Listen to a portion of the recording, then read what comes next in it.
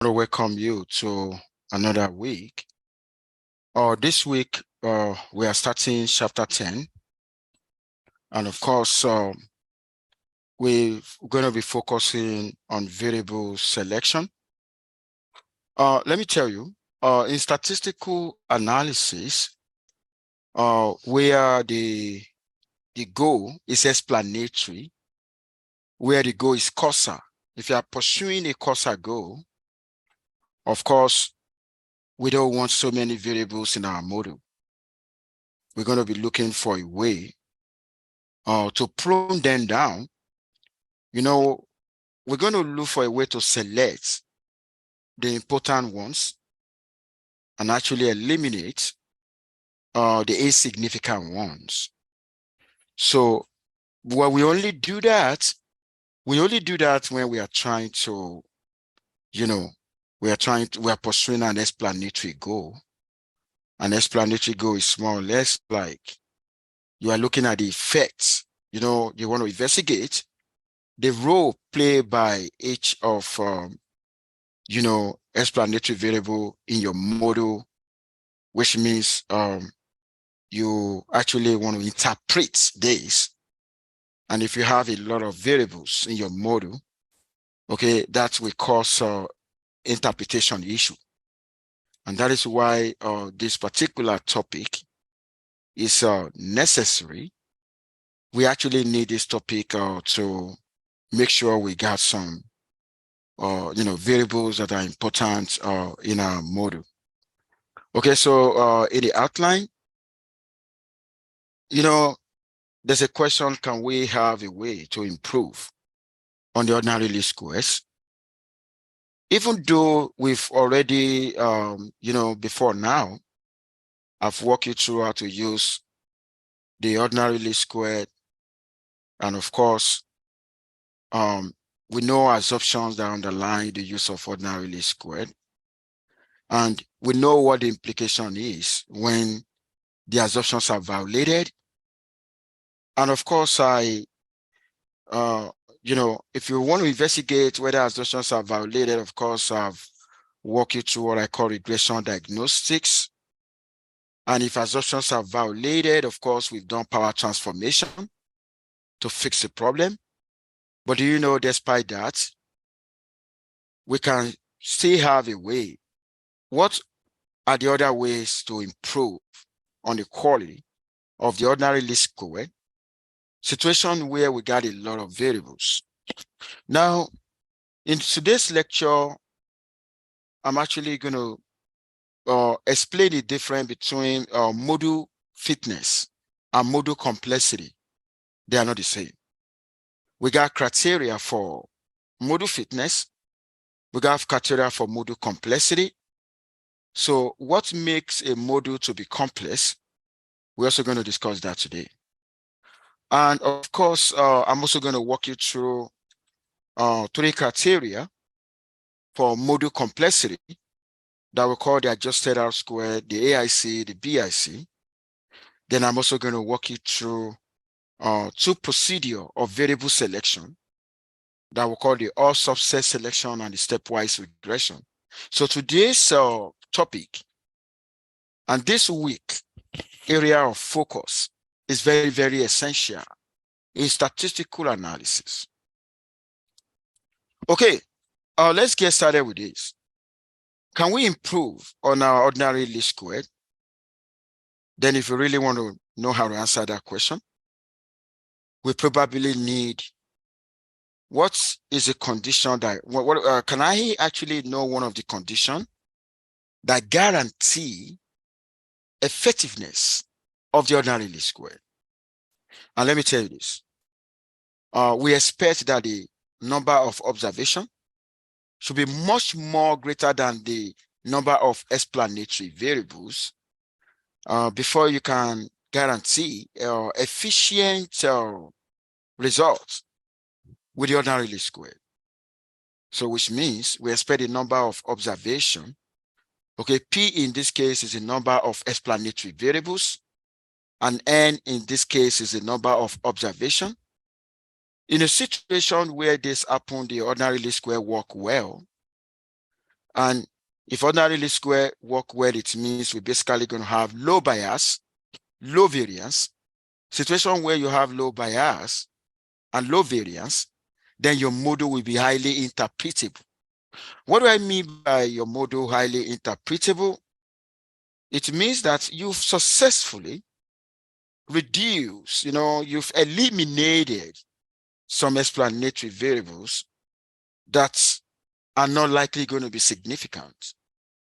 Because when you got a lot of variables in your model, okay, there's possibility that some of them may be given the same statistical information. And that is the reason why the idea of variable selection is needed. But let me tell you this, the only way to guarantee highly interpretable is when we got a low variance and a low bias. Let me tell you this. I remember when I was walking you through tensions between explaining and prediction. One of the tension was bias and variance. You know that, right? Bias and variance. Okay. And of course, when we have a low bias and low variance, of course, our model will be highly interpretable. But what if in a situation whereby the number of observation is more or less much more the same as the numbers of predictors? Then in that situation, the least squared, fit can have high variance, even though it may have low bias, okay, but it's going to have high variance, and high variance will result into what I call overfitting. What do I mean by overfitting? It's just like your model may perform very well with the, with the training set, but it's going to perform poorly with the test set, and that is not good at all. And do you know why? Because your model has captured noise. That is why we don't want a situation, we only want a situation where your model will only capture signal, not noise. Okay, situation that can resolve to high variance. Maybe you have we have so many variables in the model. Let me tell you this, because the worst enemy of every statistician, every psychologist, every sociologist is bias. Statisticians they always want to reduce bias. The only way they think they can reduce bias is to continue to add more variables, right, in the model. But when you add more explanatory variables in a model, then your model is likely going to capture noise because you got a lot of variables. When it captures noise, your model will perform greatly with only training data, but we perform poorly with this test data. Now, the worst situation, the worst scenario is when the number of observation is less than the number of independent variable, which is the third case. In that situation, then the OLS are not unique. The OLS estimates are not unique. Their variance will be infinite. And in that kind of situation, you cannot avoid multicollinearity. Does that make sense now? And do you know most of the data that we have? Like, you want to talk about gene sequencing, you want to talk about multivariate financial data, you want to talk about high dimensional data. Of course, we expect OLS to have a poor performance. Now the question now, how can we improve on the OLS? Having acknowledged the fact that the OLS will struggle with high dimensional data. Okay, now we actually have some solutions to that. Number one solution is, okay, I'm not going to use all the explanatory variable. I'm actually going to use a technique that can only select some of the explanatory variables, and that's what I call subset regression. Okay, now another approach is shrinkage. Shrinkage is where the lasso regression and the ridge regression, they're going to come into play. The shrinkage is more or less like, okay, even though I use a lot of independent variables, then I'm actually going to apply a technique that can shrink their contribution to zero, that can shrink their regression coefficient to zero. When I shrink that to zero, then it means in a way they have been eliminated. Okay, so which means when we're applying shrinkage, uh, the variable whose regression coefficient will be shrink to zero will be unimportant variables. Does that make sense? Okay, so that is the idea of the shrinkage. Then another approach is dimensionality reduction, and that is the place of principal component analysis. The principal component analysis, we've done that in this class. It enables us to reduce the dimensionality of, when you have high dimension, the variables are likely going to be correlated. And, the principal component analysis does not do the job of variable elimination, but it does the job of variable, of feature selection, feature extraction, in the sense that if I'm working with 10 independent variable, I'm actually going to generate 10 principal component, and each of the principal components will actually be a linear combination of the old 10 variables. But in the end, I'm basically going to use a threshold to select few principal component, and that is what I'm going to use in my regression. But do you know the drawback with the principal component?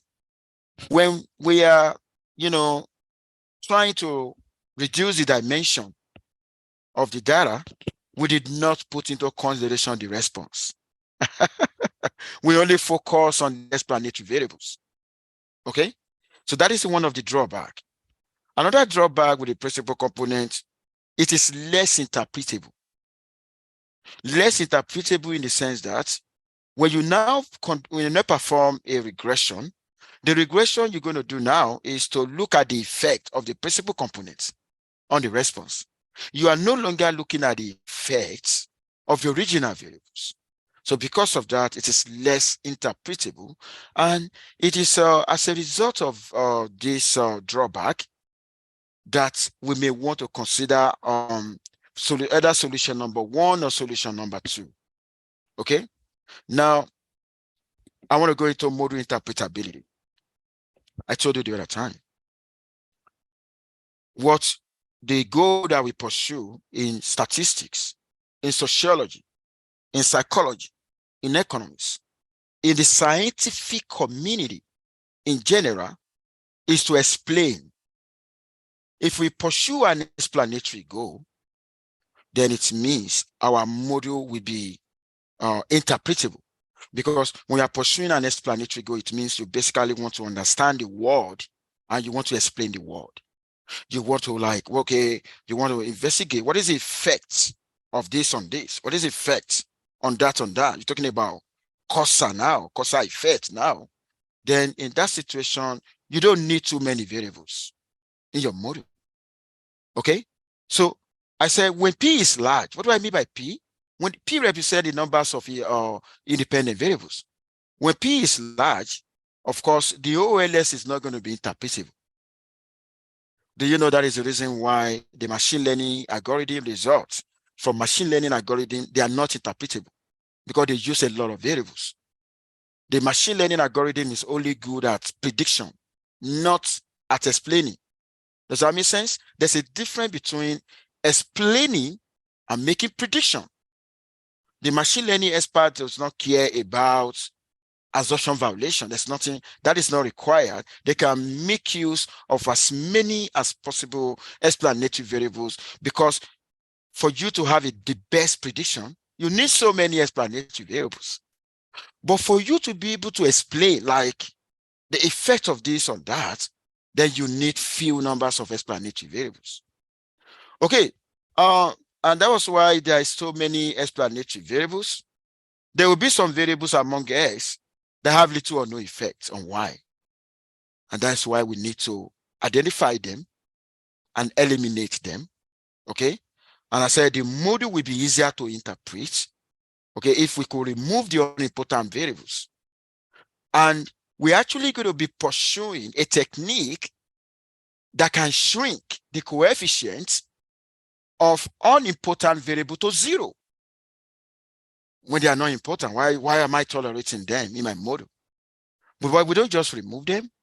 We use a technique that will shrink. Okay, they are corresponding coefficient to zero, because the coefficient is the one that will tell us the contribution. I mean, their contribution. If their contribution is not statistically different from zero, of course, they should be eliminated. Okay, we want to talk about shrinkage now. Okay, the shrinkage, we're talking about shrinkage, like I said, the technique that can actually shrink the coefficient towards zero. And when the coefficient is actually shrunk towards zero, then it means the variables are corresponding to that will be eliminated. Does that make sense? An example of such technique is ridge and lasso regression. But let me tell you the difference between the ridge and lasso regression. In lasso regression, the variables will be completely eliminated from your model. When the parameter is shrink to zero, okay, they will be eliminated automatically when you use a lasso regression. But when you use a ridge regression, you're still going to have them, but except that they will not be significant. Does that make sense? Do you now see the difference between the two? The two of them, they actually perform shrinkage, except that the lasso regression will shrink the coefficient that correspond to the explanatory variables to zero, and they will be completely eliminated. You are not going to see them in the output. But the ridge regression will not do that, except that the ridge regression will still retain them in the model, except that they will not be significant. And how are you going to know whether they will not be significant? You can look at their p-value. Their p-value will be greater than any reasonable level of significance. Now let's look at the advantages and disadvantages. There's no approach in this world that is perfect. There's always going to be advantages and disadvantages. Now, why do we need to shrink in the first place, right? Why do we need to shrink? Because there's high variance, right? High variance. Why do we have high variance? Because there's a lot of variables, right? Okay, when I shrink, okay, it means it will reduce the variance. But what is the disadvantage? It will cause another problem. What problem is it going to cause? The bias is going to go up. You can now see now, okay, when you try to improve on this, there's going to be a problem with this. Okay, bias and variance. Look at that. Okay, when you reduce bias, statisticians, psychologists, economists, their worst enemy is bias. They want to try as much as possible to reduce bias. And when they reduce bias, they will increase the variance. Their model will only perform greatly on the test, on the training data, but if they perform poorly on the test data. Now, when you now try to shrink now, the shrinkage method will actually reduce variance, but it will increase bias. And that is the reason why we need a trade-off between bias and the variance. Okay, does not always result in variable selection. I'm going to tell you when we get here. Okay, now dimension reduction. Of course, I think I've explained this dimension reduction. This is the place of principal component analysis. Okay, the advantage is that you're basically going to have a much smaller model because of the fact that the If you have 10 explanatory variables, you're going to have 10 principal components, but it's not going to be 10. It's not all the 10 that you're basically going to use. We got a threshold, to consider the number of principal components to choose. I think in this class, I gave you at least 80%, right?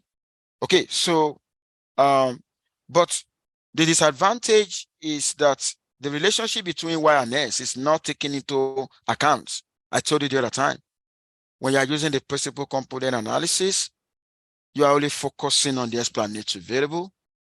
You did not put into consideration the relationship, between the response variable Y and the explanatory variable. Okay, that's one of the advantages of that. And of course, I told you that the original variables are no longer in the module and the interpretation is lost. But it's not as if they are no longer in the module in a way, but they are not directly involved anymore because you're working with the principal component now. Because if you want to conduct a regression analysis between the response now, it's going to be between the response variable and the principal components. It's no longer going to be between the response variable and the original variables. And that is the reason why we say interpretation is lost. Okay, I actually told you we actually got a subset selection approach. The subset selection approach is more or less that, okay, if I know the possible modus, then I'm only going to be looking for the best out of the modus, out of the competing modus. Okay, and that was why I said identify a subset of predictors that we believe to be mostly, related to the response Y. And that is exactly what we're going to fit. What is the advantage of this? Of course, it produces a small linear model. Don't forget, we're looking for a model with few numbers of variables, right? And what are the disadvantages? Oh my God. How do you arrive at the best model? It means you've considered the possibility of models. How am I going to know the possibility of models? For instance, if I actually, ask P numbers of predator. Oh, okay. Let me see.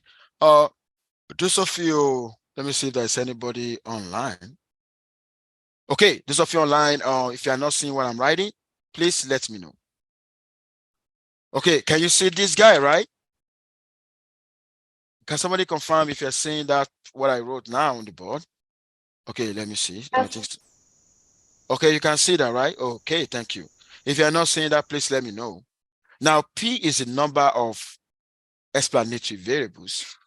If I basically want to know the possible numbers of models, I'm actually going to use the idea of a power of a set in mathematics, which is the possible number of models is going to be 2 raised to the power P. Now, if I have models with x1, x2, and x3, okay, give me 1 second. Let me see if this is going to solve the problem now. Okay, it's in a way. Okay, so if I have s1, s2 up to s3, then the possible numbers of models I'm actually going to have is going to be 8. I'm going to have 8 possible models. The 8 possible models I'm going to show you. Okay, now it is the subset. We now need to identify which one is the best. And do you know, that would be tedious in a way because it means before you can identify the best model, you basically need to go through all the models. So, and that was why I said finding the best subset is a combinatorial problem, which is 2 raised to the power P possible. And at times, it's a greedy search. That's a greedy search where I basically want to exploit all the models, which one, and that may not guarantee, finding the best. And of course, the inference may not be valid if you try many models before choosing the best. Trying many models before choosing the best is like playing around. When you're playing around. Okay. So we're going to talk about that. That is the approach we use. That's what we do in stepwise regression. Okay. So, okay. Now, I want to walk you through module complexity versus module fitness. What determine module, what are the criteria that we consider in module fitness? What are the criteria we consider in module complexity? For module fitness, we look at the residual sum of squared. Okay. We look at the residual sum of squared, we look at the R squared. Those are the two criteria for module fitness. If I want to know how fit is my module, we look at the sum of square residual. We look at the R squared. Okay. When the sum of square residual is very, very small, the module is good. If the R square is very high, the module is good. So that is what we mean. Okay. But situation where the numbers of explanatory variable is more than 3, you cannot trust this criteria anymore. I'm going to say that again. Situation where the number of explanatory variables in your model is more than 3. You can't trust these two anymore. They will mislead. You can't trust residual sum of squared, and you can't trust R squared. Does that make sense? What are you now going to consider? We're going to consider module complexity. What leads to the complex in the module is the numbers of predators you have in a module. So, K, which is the numbers of regressors, is the numbers of predator plus 1. What is the 1? The intercept, right? Okay, so what measures module complexity is the numbers of regressors in a module. And as put forward by Professor William Glibert, of Purdue University, he said, and I quote, because Professor William, that professor is one of the founders of residual analysis, because he acknowledged the fact that residual analysis may be misleading. Of course, in this class last week, I think I showed you a situation where diagnostic plot may be misleading, right? Okay, this man believed that when the numbers of explanatory variables is more than 3, you cannot trust your R square anymore. You cannot trust your residual sum of squared. Then what can we trust? Then we're actually going to have a brand new approach, which will now be a criteria for module complexity. Okay, which is going to be material for, the criteria for both module complexity and module fitness. Now, the smaller K means the module is simpler. The more the values of K, then the more the complexity. Okay, I'm going to show you an example now. Take a look at this 3. Okay, to demonstrate that you may not trust, or to demonstrate that, okay, when you are increasing your regressor, your residual sum of square is going to be going down, even though the regressor you are incorporating does not make sense. Even if it doesn't make sense, the residual is going to be going down. The R square is going to be going up. I wanted to take a look at the one in the middle. The one in the middle is when I have K equal to 1. That's an intercept model, right? When the numbers of regressor is 1. Of course, what was the RSS?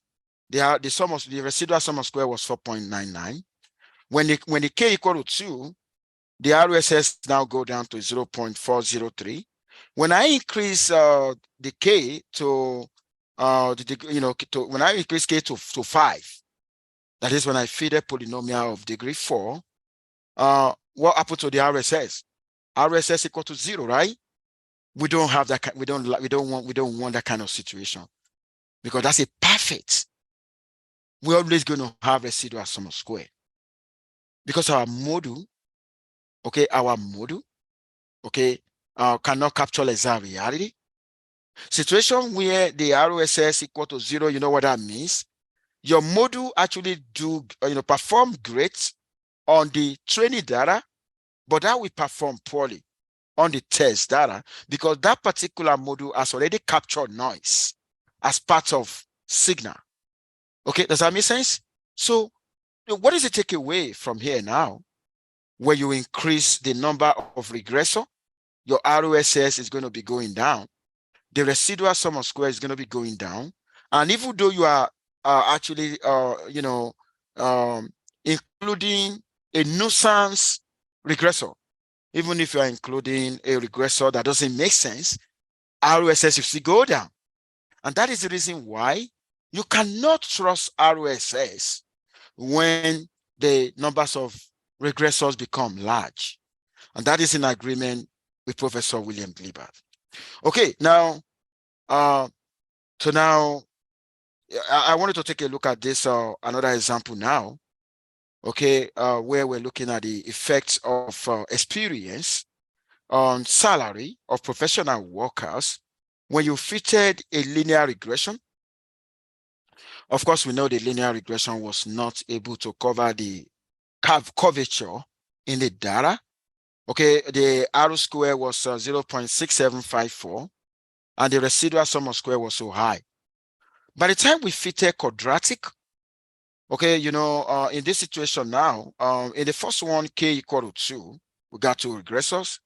In the second one, we got 3 regressors. You can see the R square actually dramatically increase, okay, and the residual sum of square goes down. When I continue to increase the degree of the polynomial, the only thing you're just going to see, the R square stays stable. Do you see R square stays stable? But in sum, I just do that to 4 decimal. Or if you take a look at, even though there's an increase in the third in the polynomial of third degree from 47 to 57. If you look at so the R square will continue to increase no matter what, but you cannot trust the R square here. Why? Because it is not appropriate to use residual sum of squared and R squared, okay, which they are just criteria for modal fitness. They are not good criteria for modal complexity. I'm going to say that again. R squared and residual sum of squared are only good criteria for modal fitness, but they are not good material. They are not good criteria for modal complexity. And that's why, I asked a question, what did how did RSS change when we had more polynomial regressor? Of course, the RSS, so it's basically going to go down no matter what. Okay, and how did R squared change? Of course, the R squared is going to be going up no matter what. And that is the reason why, because of the inconsistency, because of this problem now, okay, when we're considering modal complexity, we need a criteria that that would do the job of modal fitness and modal complexity. Of course, we have already ruled out RSS and the R squared. The work criteria that we need. We need a brand new criteria. These are the 3 criteria that are very good criteria, for both modal fitness and modal complexity. Number 1 is the adjusted R squared. It means we need to adjust our R squared. Okay. And number 2 is the Akaike information criteria. And number 3 is the Bayesian information criteria. Now, I'm giving you the formula now for the adjusted. When you take a look at the formula for the adjusted R squared, what have we improved upon? This formula actually comprises the residual sum of square. Look at the RSS, right? It means we are modifying the modal fitness. We are modifying the criteria for modal fitness for us to arrive at the criteria for both modal fitness and modal complexity. Take a look at that. Okay, and I asked some question here. Okay, what happened when k increases? What happened to the sum of square total? What happened to the n minus 1? What happened to the residual sum of squared? What happened to the degree of freedom for error? Now, what is the rule of thumb here? Okay, the module with the largest adjusted R square would be the best module. Okay, I'm going to go to the second criteria, which we call the Akaike information. Oh my God, the archaic information criteria is always it's also modifying the residual sum of square. Take a look at it. When you look at the adjusted R square, we were modifying the residual sum of square. Don't forget the residual sum of square was one of the criteria for model fitness, right? We needed a criteria that would be good for model fitness and model complexity. Then it means I need to play around the residual sum of square. I need to modify the residual sum of square. And that's why that is the formula. Take a look at that. Okay, there's a penalty here.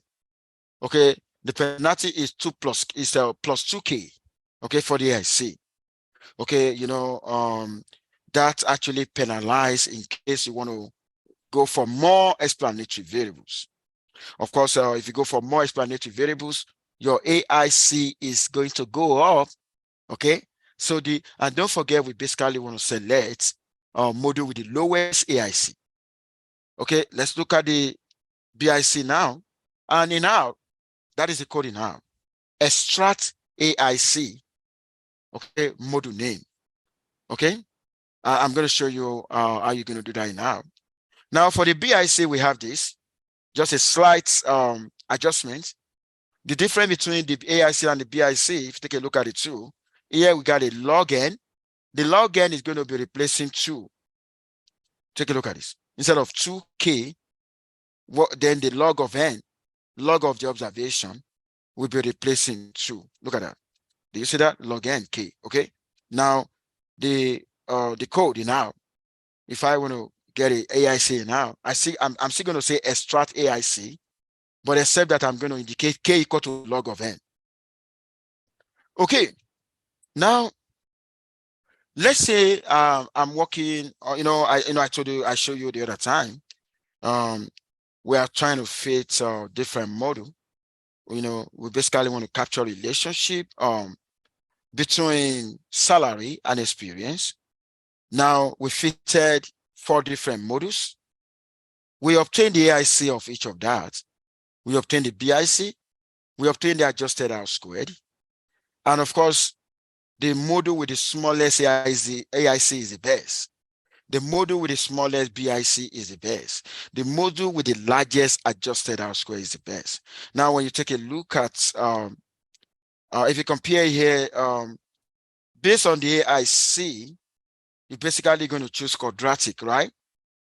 Okay, and based on BIC, you're also going to choose quadratic. AIC and BIC agree, and based on the highest values of the adjusted R squared, okay, you may want to choose the polynomial of degree 4.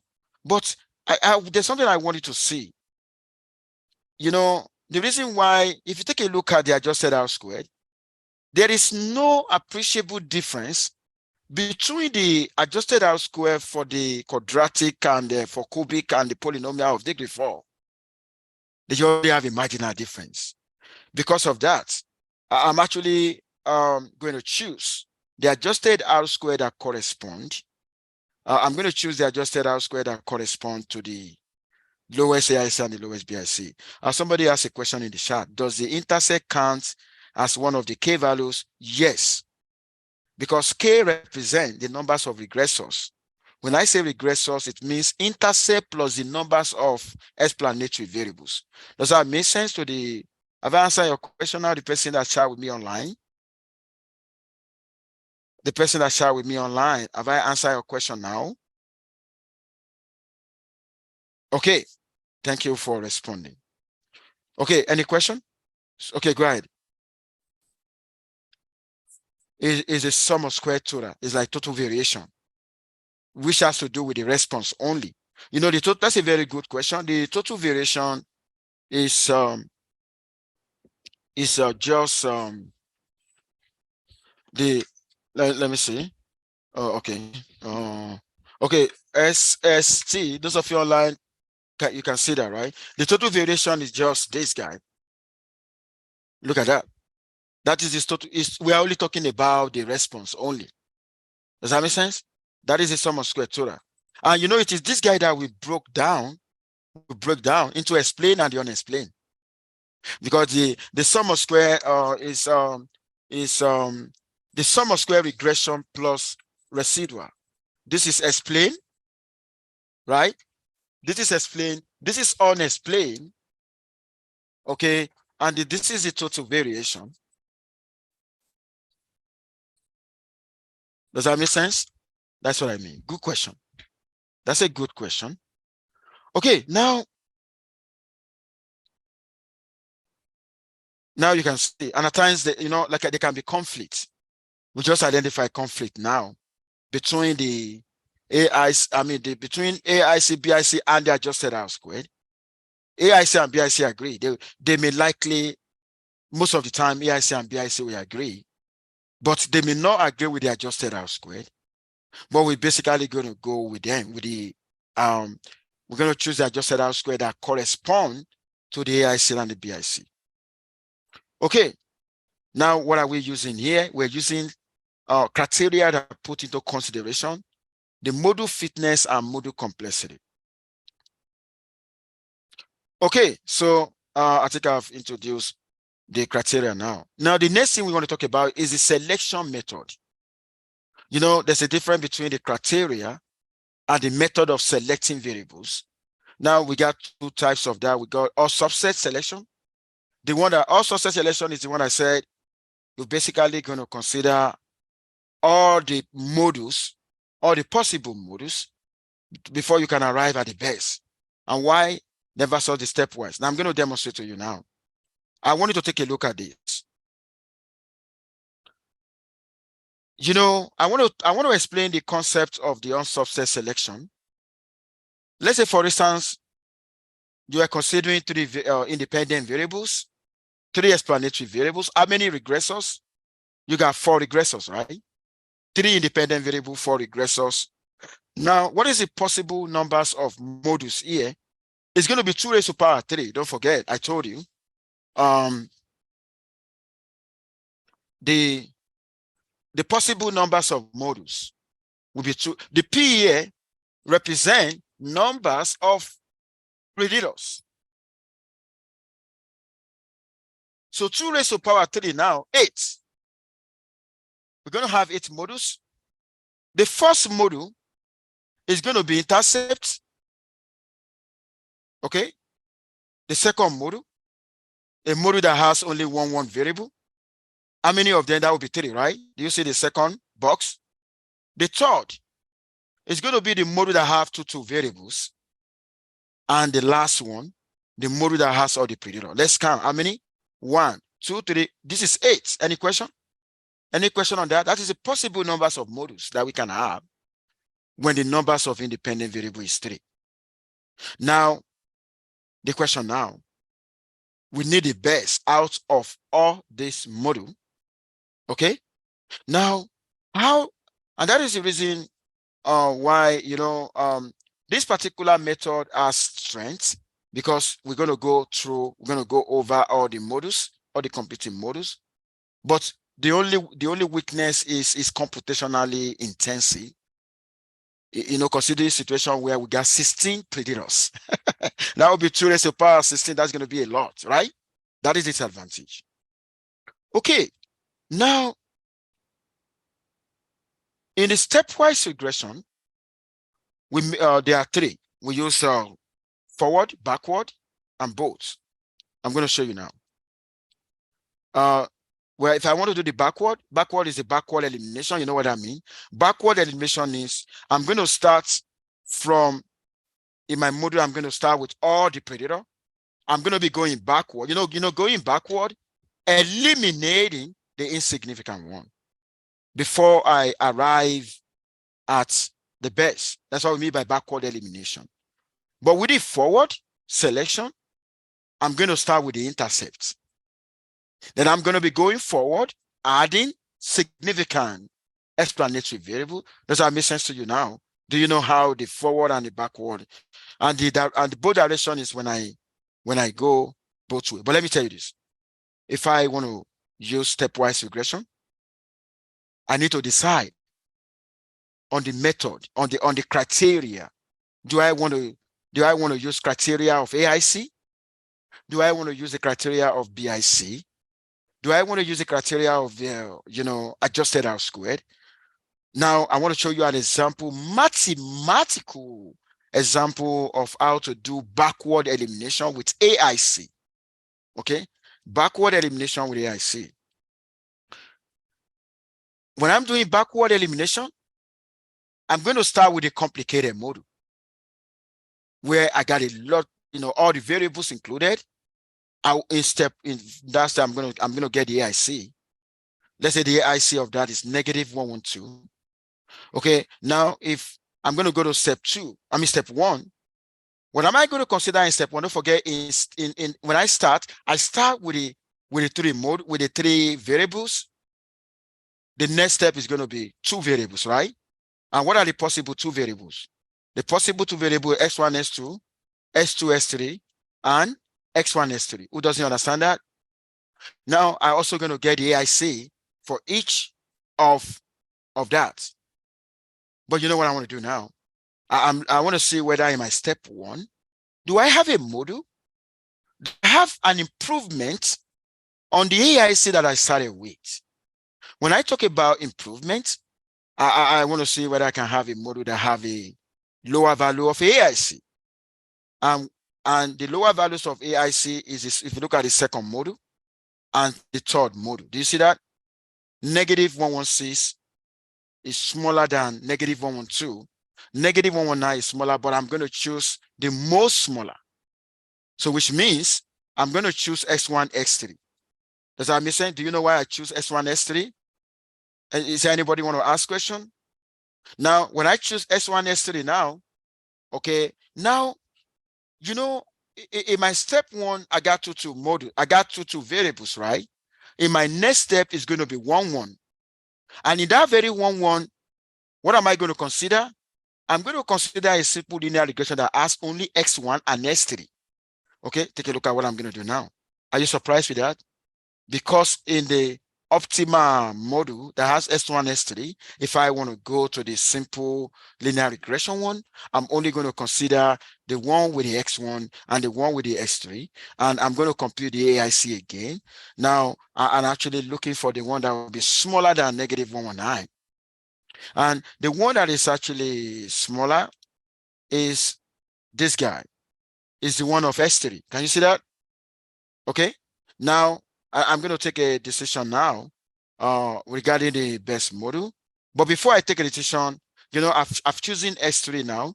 Then what is the next thing I'm going to consider? I'm going to consider a model without variable at all, which is intercept model. I want to see whether, intercept model would be better than this. Then I'm going to go next. Do you see my last step? My last step is while on one. That is intercept. And what is the AIC? The AIC is even higher. So which means the best model using the backward elimination with the AIC is model with S3. Any question? This is the algorithm. It's how we arrive. Okay? So which means there is a particular model that is not appearing. What is that? The model with S2 only.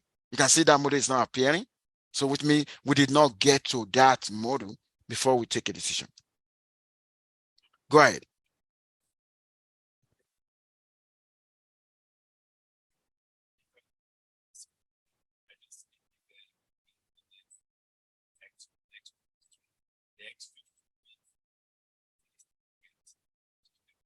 Yeah, yeah.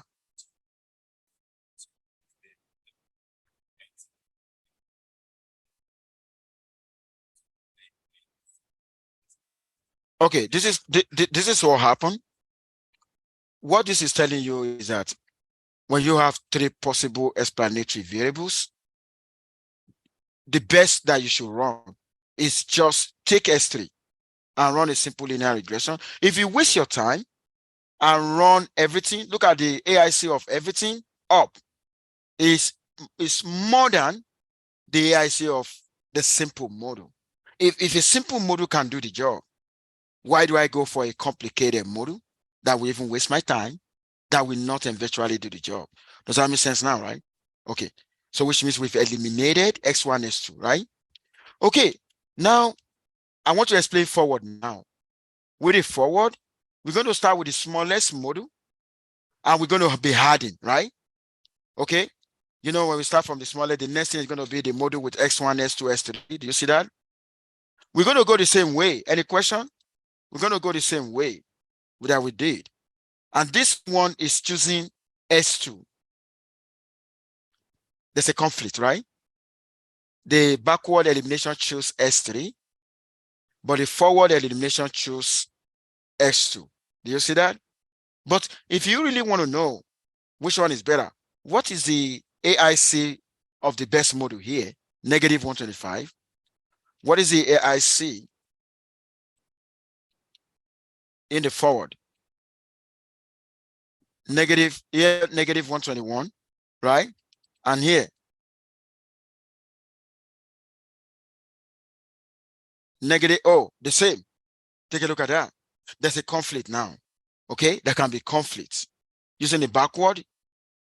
And let me also tell you this. There is possibility that this, the stepwise regression that we have done may miss out on the best model. Now, do you know what happened? There's a particular module here that we did not consider in this setup, but that very module has the lowest AIC. It was X2, module with S2.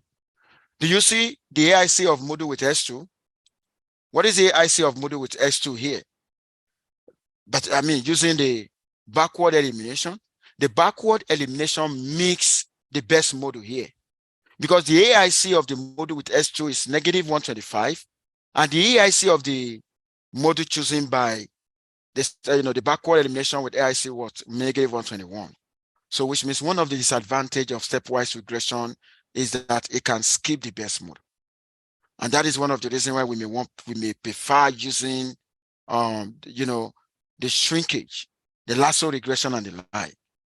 I'm actually going to stop here. I think my time is up, but you can go through this. This is how to do that in R. I put the R here for software, for stepwise, but I'm going to start from the R part next time. Okay. Any question on how the stepwise regression work? Any question? Are they interesting? They are interesting, right? Okay. Okay. Okay. I'll see you on Wednesday. Those of you online, is there anyone want to ask question? Those of you online? Okay, which means it's good. Okay, make sure you stay safe and have a very beautiful day. Bye for now, everyone.